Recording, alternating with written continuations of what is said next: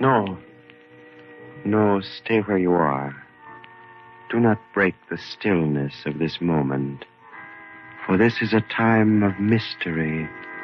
A time when imagination is free and moves forward swiftly, silently. This is the haunting hour.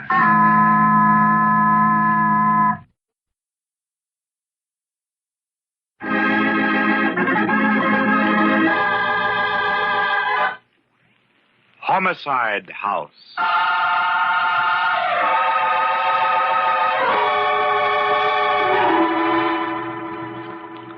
Our story begins late at night in one of the rooms of an exclusive Florida hotel.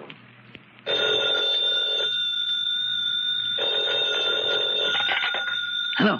Hello? Mr. Hubertus Van Cleek? Yes. This is Special Investigator Collins of the Miami Police. Indeed. Well, what the devil is the idea of waking a man in the middle of the night? I'm sorry, Mr. Van Cleek, but we have reason to believe that your life is in danger. My life in danger? Nonsense. Who would want to do away with me? I don't know, sir, but this is a warning. Be sure your door is locked, and your windows, too. You've been followed by... I know that. I've been followed by a pack of idiots who want to sell me everything from insurance to yachts. I'm used to that, and I know how to deal with these parasites. Now, good night, Mr. Collins. But, Mr. Van Cleek... Good night, sir. A fool. Ringing me up at this time of night to tell me that my... who's there? Who's at the window?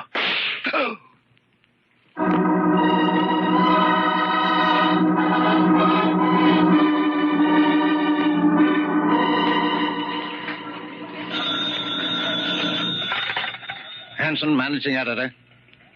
Oh, it's you, Senator. No, sir, the New York Clarion will not retract that statement. This is an independent newspaper. What? You'll take us to court? Go ahead. We've got all the facts on that waterways project, and we can prove them by affidavit. Sorry, Senator, I haven't time to argue with you. I'm a busy man. Hi, Chief. What's doing? Sit down, you two. I've got an assignment I want you to handle together. Say, Chief, if it's about that phony waterways deal, why, that's just my dish. No, Bill, it isn't the waterways project. Oh. You remember the Hubertus Van Cleek murder case down in Florida a couple of weeks ago? Yeah, he was shot in some hotel room, huh? By a murderer. Murderer's unknown. That's right. Well, as you know, old Hubertus was the last of his line. One of the oldest and wealthiest society families in New York. Yeah, the Van Cleeks had plenty in the sock, all right. And there wasn't even a will. Yes. Now, here's the angle. Every Van Cleek, from Hubertus right back to old Theodore, the original settler, has died by violence. For some reason, not one ever died a natural death. Remember Claudius Van Cleek? Yeah, I've heard about him. He was a little before my time. A Wall Street speculator, wasn't he? Yes. Well, he ruined thousands of people in the market. And one of them finally stuck a knife into him. Ah. That left 2 sons and 1 daughter. Hubertus, Hector, and Abigail. Well, we know what happened to Hubertus. But what about Hector and Abigail? Well, back in 1898, they took a boat called the Portland for Europe to escape the disgrace of what their father done. But the Portland went down in a storm off Cape Cod, and so did Hector and Abigail. Yeah, well, all that's very interesting, Chief, but it's old stuff. What's the story? Now, wait a minute. I'm coming to that. I just got a tip that a syndicate in town is going to tear down the old Van Cleek mansion overlooking the East River and build a new skyscraper on the property. That's just as well. That old mausoleum's an eyesore. It's been boarded up for years. I still don't see I want the whole Van Cleek story from soup to finger bowls for our Sunday supplement. Hit this mysterious tradition of sudden death in the Van Cleek family hard. Give me plenty of color and the flavor of the past. Go down with Maureen here and take a good look at the old Van Cleek mansion so that you can write about it intelligently. And we'll want pictures. Well, doesn't sound very exciting. Look, Chief, if you give us that water... Your assignment, Mr. Foster, is the Van Cleek story. Now get out, and don't slam the door. I knew I should have been a radio commentator. Come on, Maureen.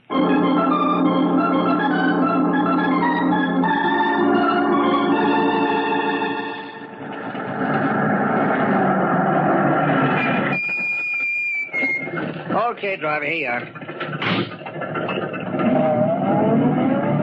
Well, this is the Van Cleek house, Bill. Yeah, just a nice, big, gloomy sandstone tomb. I wonder if those boards on the windows are just to keep the light out or the ghosts in. I guess this is the kind of place they call a Victorian monstrosity, huh? It's terribly big. Yeah, I'll bet that syndicate Hanson was talking about will have to pay plenty for this property. Well, they can have it, Bill.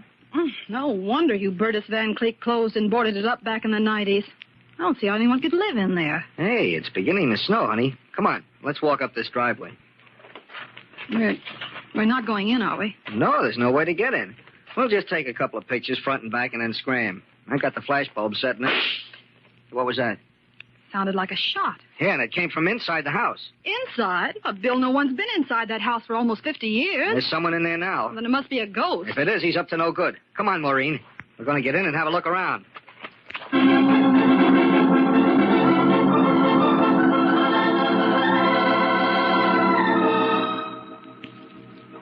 Bill, where are we? Well, in the cellar, obviously. But more than that, in the wine cellar. You smell the champagne? Yes. It's funny how the odor of wine would still be here after 50 years.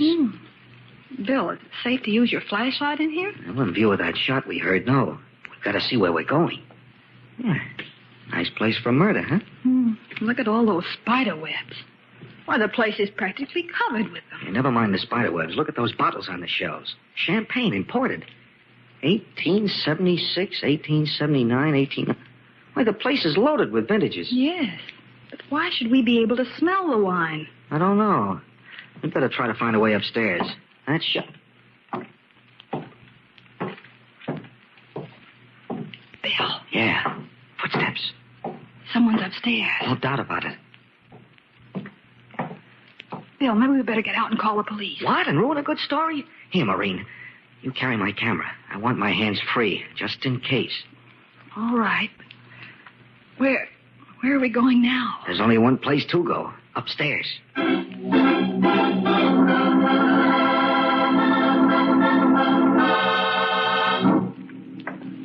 This must be the door leading to the first floor. Uh-huh.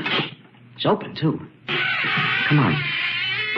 That door makes enough noise to wake the dead. I'm not worried about the dead. It's that live ghost somewhere in this big Victorian barn that I'm worried about. What kind of a place is this? It's tremendous. Looks like the grand ballroom. Shades of the gay 90s. So this is where the 400 played in the mauve decade. Yeah, gaslight fixtures and all. Oh, those awful statues and statuettes. They're horrible. Yeah, they ought to open this place up as a museum. Hey, here's a neat little piece. I can carry it in one hand, too. Why? We're chasing a ghost, do you remember? And he's got a gun. We haven't. This little stone figure might come in handy. See what I mean? He's up there now, on the second floor. Yeah, and sooner or later, we'll catch up to him.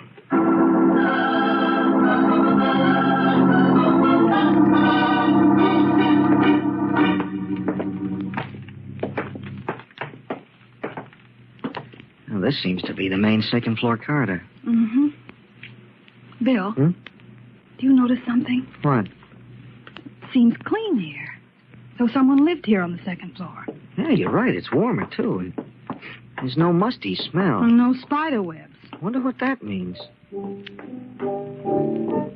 Bill. Well, seems that our friend the ghost not only likes to shoot off guns, but he likes to tickle the ivories, too. Maybe he heard us. Come on, Maureen. This is it. You stay behind me. I'll go first, just in case. All right, Bill. But be careful. Yeah, come on.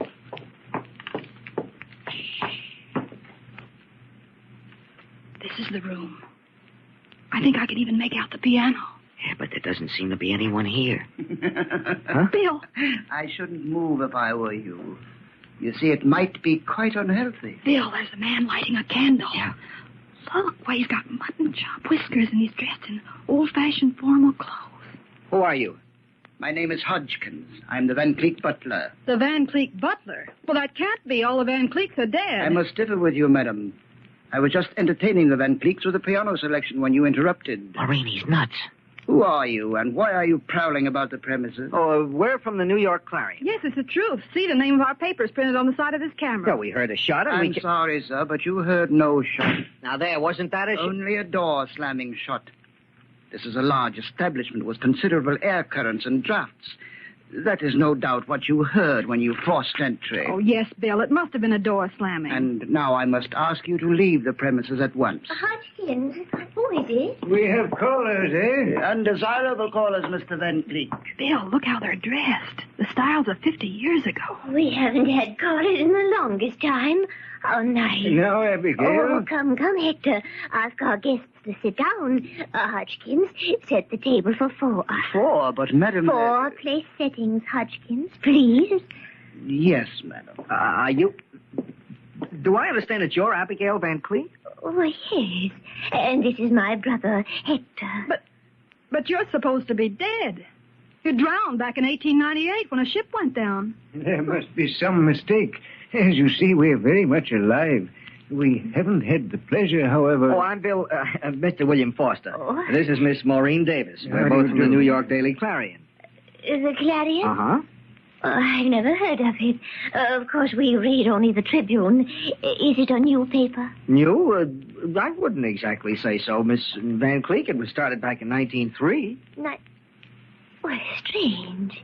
Very strange. This is 1898, isn't it, Hector? Why, of course, my dear. I'm afraid these lovely people are a little confused. Everyone knows it's 1898. Oh, sure, of course.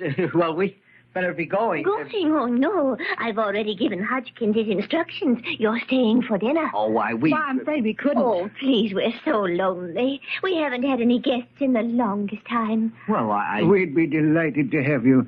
Say you'll stay. Well, of course. Thank you very much. We'll be glad to. Yeah, thanks very much. Oh, good. Oh, you people are so kind. I must talk to Hodgkins about the dinner at once. I'll go with you, my dear. You'll pardon me, won't you? Oh, sure, of course. Bill, I just can't believe it. Neither can I. What do you mean? I'm still not sure that loud report we heard was a door slamming. It still sounded like a shot to me.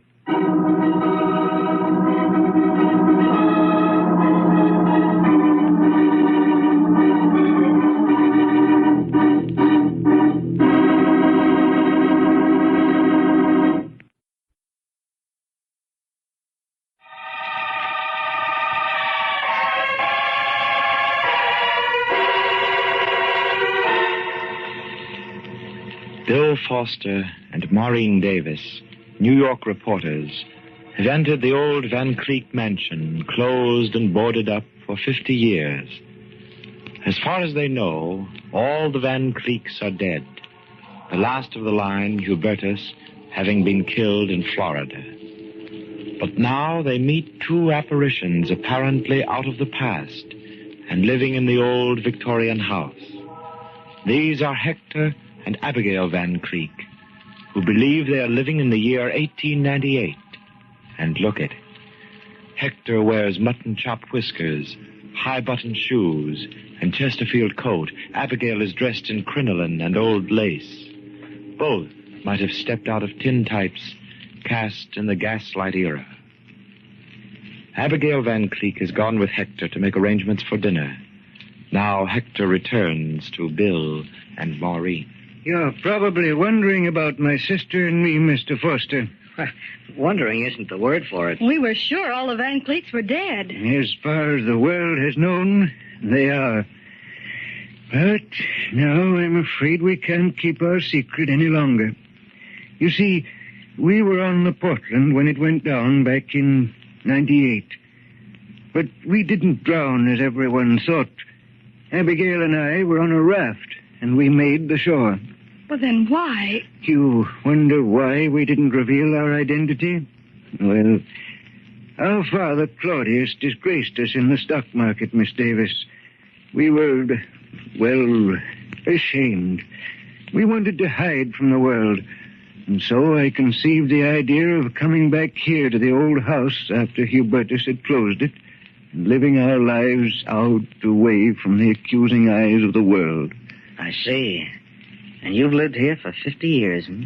Yes, Abigail, I, and Hodgkins. Hodgkins, our family's faithful retainer, had volunteered to stay with us till the end. It's he who buys the food and other necessities, going out only at night. It was he who brought us the news of our brother Hubertus' untimely death.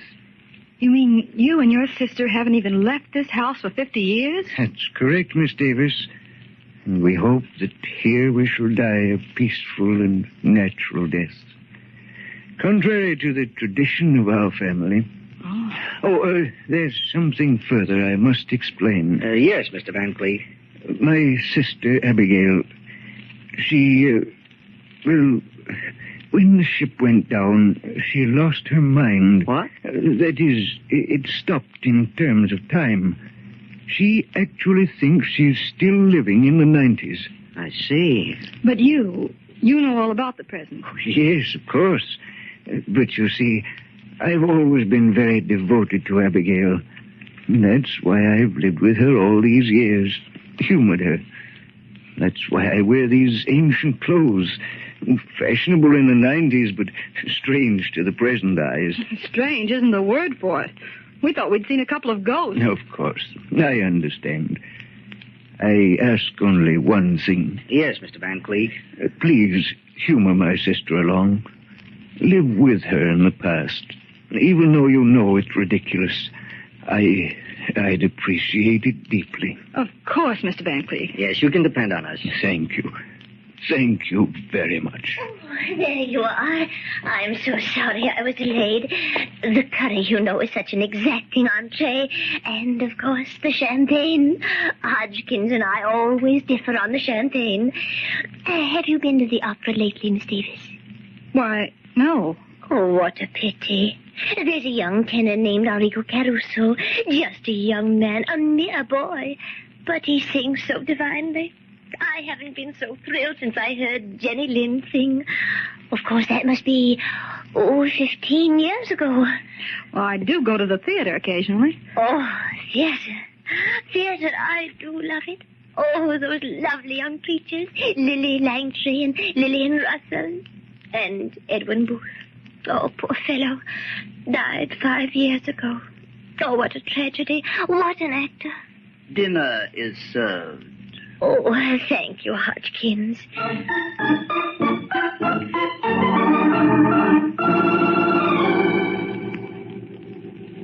More wine, Miss Davis? Oh, no, thank you, Mr. Van Cleef. Mr. Foster? Oh, thanks. I couldn't touch another drop. You may remove the wine, Hodgkins. Yes, madam. It's been a wonderful dinner, Miss Van Cleef. I haven't had food like that since the war. Oh, yes, the war. Isn't it terrible? Still, we're fortunate in having men like Roosevelt and Dewey to lead us against the Spaniards. Roosevelt? And Dewey? Against the Spaniards?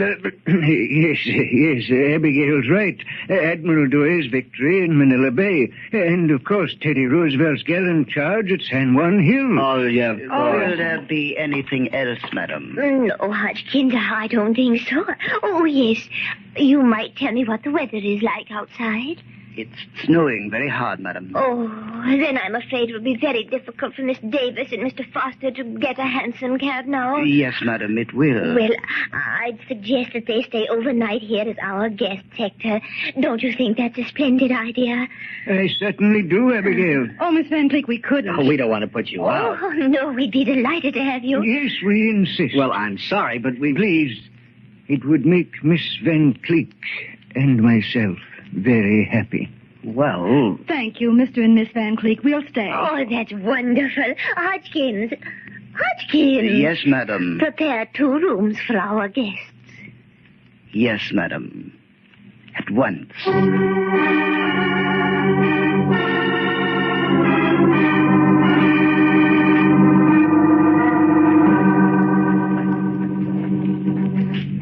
It's incredible, Bill. Those 2 charming people living the life of 50 years ago in this dismal house. Yeah, When we get back to the chief with this story, you'll never believe it. I'm not sure that I do. What do you mean? It all may not be as Victorian as it looks. Bill, I don't understand. You mean there's something fishy about all this? Well, it could be. But we've been with them all the time. We've seen everything with our own eyes. Yeah, and a little extra. Bill Foster, what are you driving at? Did you notice the butler's wrist when he served us our soup? Hodgkins? No. What about it? Well, his wrist was tanned.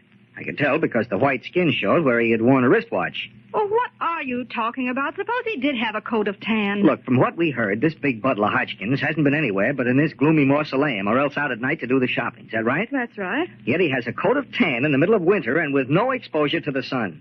Yeah. Yeah, that does seem funny. Well, don't you get it? Where's the only place Hodgkins might get a tan in the middle of winter? Why, in the South? Florida, maybe? Bill, Florida. Why, that's where... Yes, that's where Hubertus Van Cleek was murdered. Then you think Hodgkins might have had something to do with it? I don't know. Personally, I don't like him. There's something about his eyes. You know what we ought to do? What? Get out of here in a hurry. This thing is beginning to come together like a jigsaw puzzle, and it isn't nice. Here, I'll carry the camera. Bill, There's no time to talk now. We've got to leave fast if we're going to leave at all. Come on, Maureen. Let's try the back way. The last time I saw our pal Hodgkins, he was prowling around in the front of the house.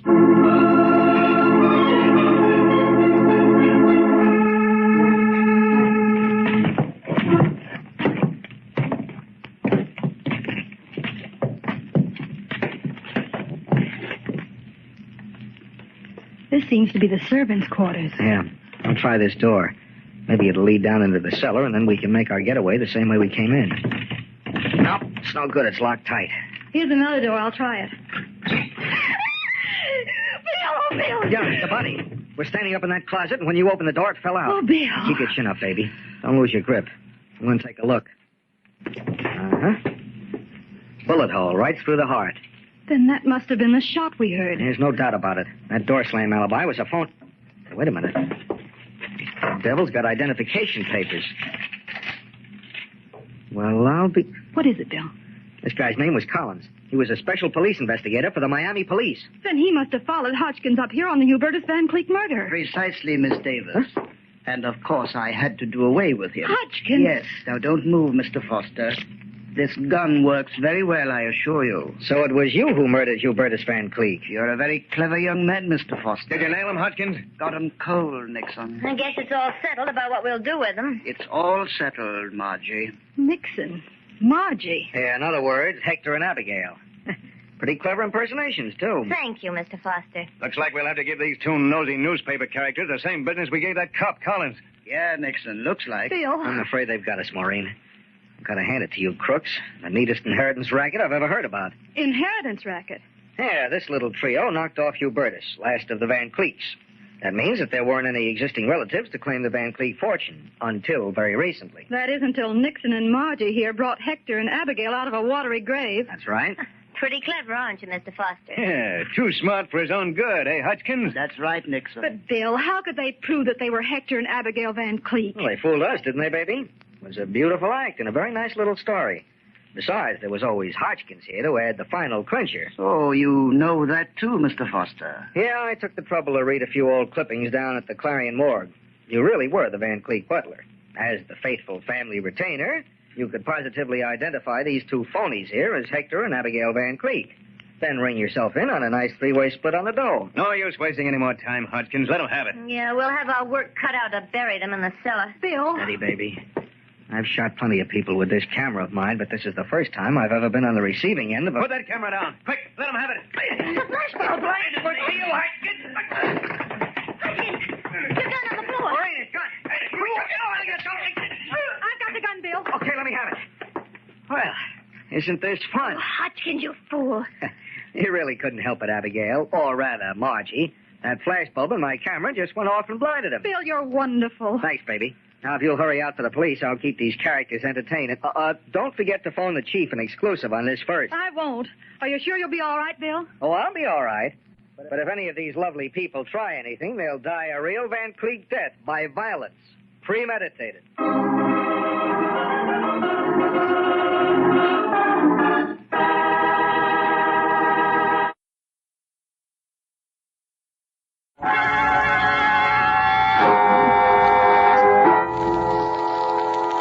From shadows and stillness, mystery weaves a spell of strangest fascination, charging the mind with doubts and fears.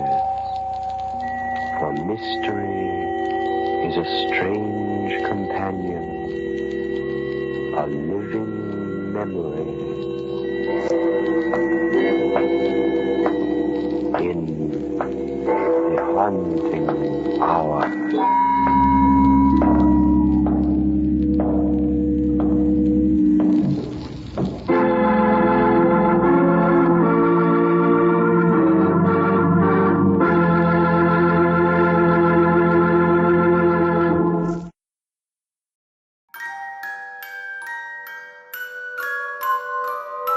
Thank you.